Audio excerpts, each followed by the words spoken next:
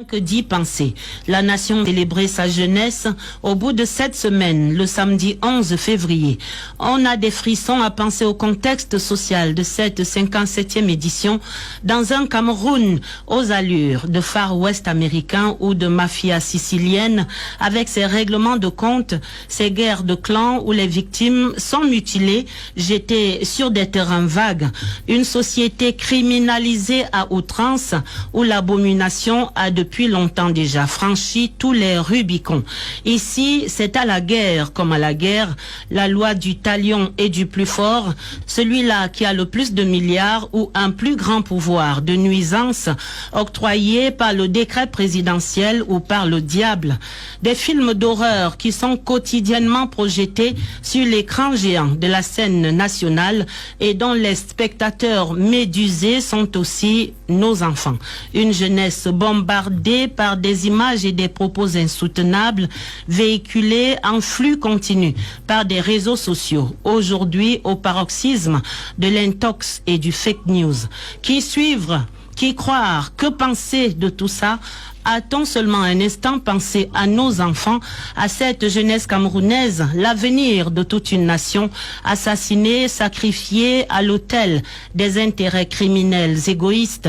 Le communiqué publié par l'arbitre suprême a bien essayé ce jeudi de siffler la fin de ce tintamarre, indiquant des arrestations et une enquête mixte police-gendarmerie pour faire toute la lumière sur l'odieux assassinat de Martinez Zogo.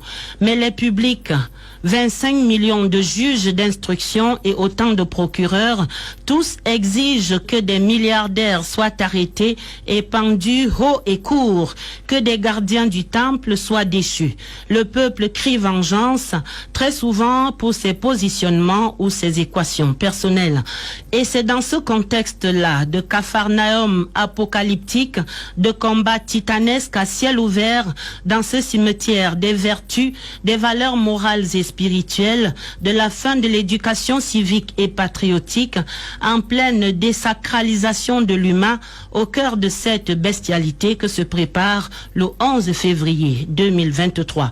Comment rappeler à ses papas, à ses grands-pères qu'ils sont tout nus devant des enfants, une jeunesse à laquelle on parle pourtant cette année de réarmement moral, civique et entrepreneurial, gage de discipline pour l'édification d'un Cameroun uni et prospère.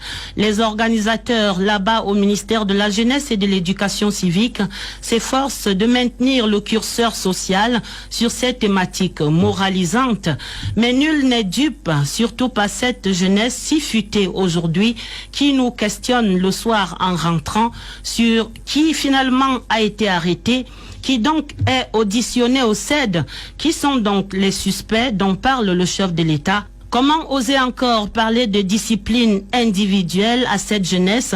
Comment interdire la violence et les partouzes à l'école quand des papas gangsters sont dans la rue, pistolets et sabres au clair?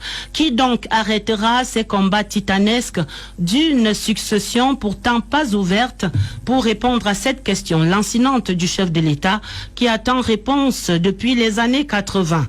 Quel Cameroun voulons-nous donc pour nos enfants? Que des mamans marchent dans les rues, que les hommes de Dieu crient et imposent le cessez-le-feu, qu'on sépare cette bagarre dont les victimes collatérales ne se comptent plus parmi nos enfants. Mais de grâce qu'on cache ces films d'horreur que nos enfants ne sauraient supporter davantage en ce 11 février. Adèle